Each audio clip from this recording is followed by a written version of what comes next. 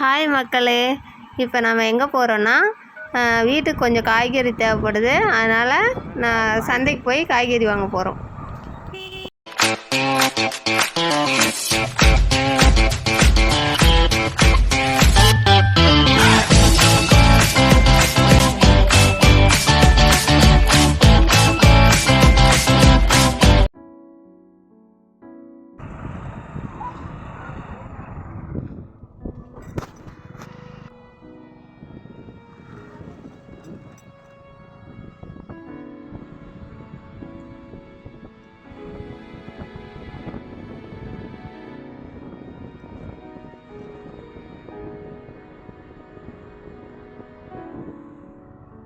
எங்கள் அப்பா மட்டும் குலதெய்வம்.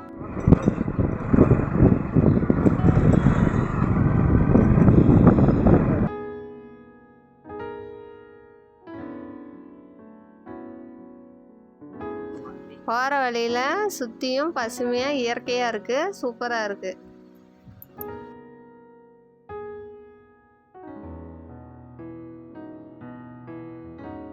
ஓகே மக்களே, சந்தைக்கு பக்கமாக வந்துட்டோம். வாங்க சந்தைக்குள்ளே போகலாம்.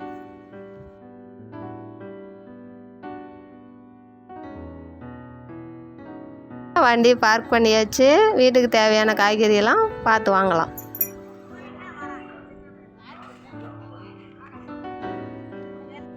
வெண்டைக்காய் கடைக்கு வந்திருக்கிறோம். வாங்க வெண்டைக்காய் வாங்கலாம்.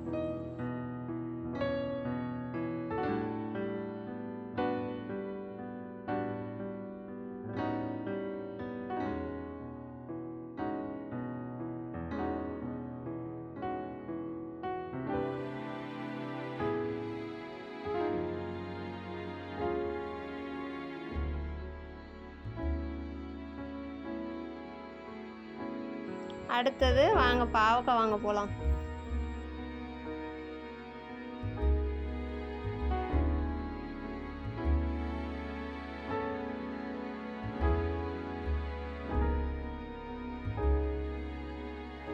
காசு கொடுத்தோம், சில்லறலன்னு சொன்னாங்க. அதனால் பச்சை மிளகாவும் ஒரு கூறு வாங்கிட்டோம்.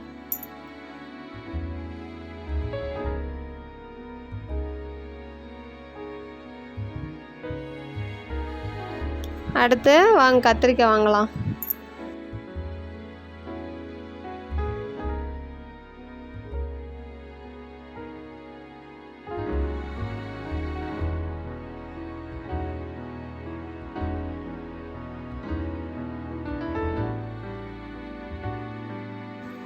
அடுத்தது வாங்க முட்டைக்கோஸ் வாங்கலாம். ஒரு முட்டைக்கோஸ் எடுத்தோம், அது பத்தாதுன்ட்டு இன்னொரு முட்டைக்கோஸ் வாங்கிக்கலாம்.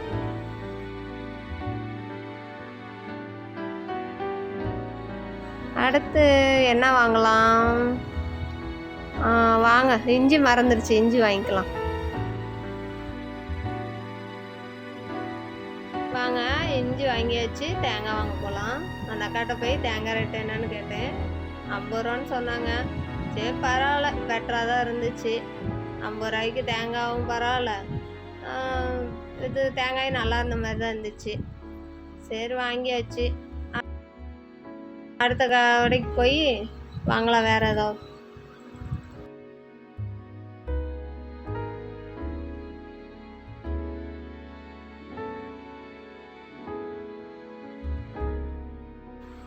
அடுத்தது உருளைக்கிழங்கு தான் வாங்கணும்னு பார்த்தேன். சரி வாங்க, உருளைக்கிழங்கு அங்கே இருக்குது, வாங்கிக்கலாம். நிறையா இருக்குது, அள்ளி போட்டுட்ருக்குறேன்.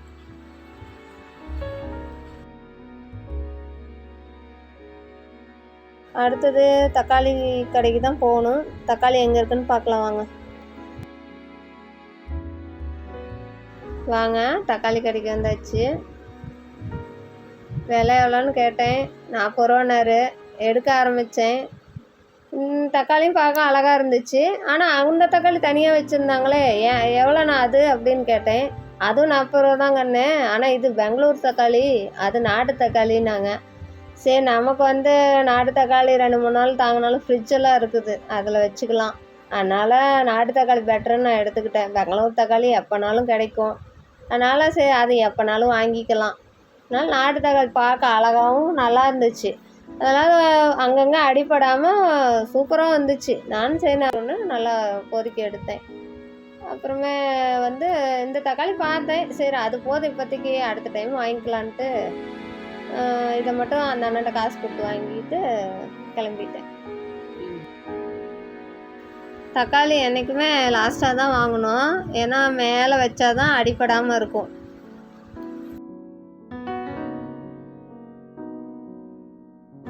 அடுத்தது கீரை வாங்கணும். வாங்க கீரை கடைக்கு போகலாம். கீரை கடைக்கு வந்துட்டோம். புதினா கொத்தமல்லி தழை வாங்கினோம். பாட்டிமாட்ட காசு கொடுத்தேன், சில்லறலன்னு சொன்னாங்க. அதனால் மிளகா தக்காளி கீரை வந்து நல்லா ஃப்ரெஷ்ஷாக நல்லா இருந்துச்சு. சரி 2 எடுத்துக்கலாமேன்ட்டு அதில் 2 எடுத்துக்கிட்டேன். இங்கே மிளகு தக்காளி கீரைன்னு சொல்லுவோம், வேறு இடத்துலலாம் மணத்தக்காளி இது மாதிரி பேர்லாம் சொல்லுவாங்க.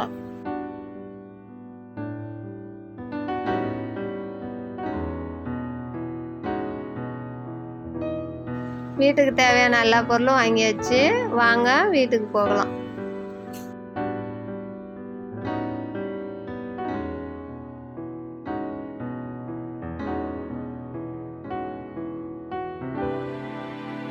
உங்களுக்கு இந்த வீடியோ பிடிக்கும்னு நினைக்கிறேன்.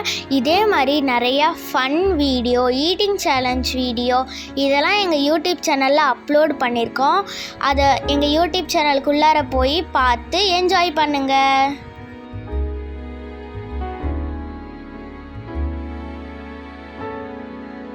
இந்த மாதிரி வீடியோ உங்களுக்கு உடனுக்குடனே வரணும்னா எங்கள் யூடியூப் சேனலை லைக் பண்ணுங்கள், ஷேர் பண்ணுங்கள், கமெண்ட் பண்ணுங்கள், சப்ஸ்கிரைப் பண்ணிவிடுங்க. மறக்காத பெல் ஐக்கானையும் ப்ரெஸ் பண்ணிவிடுங்க.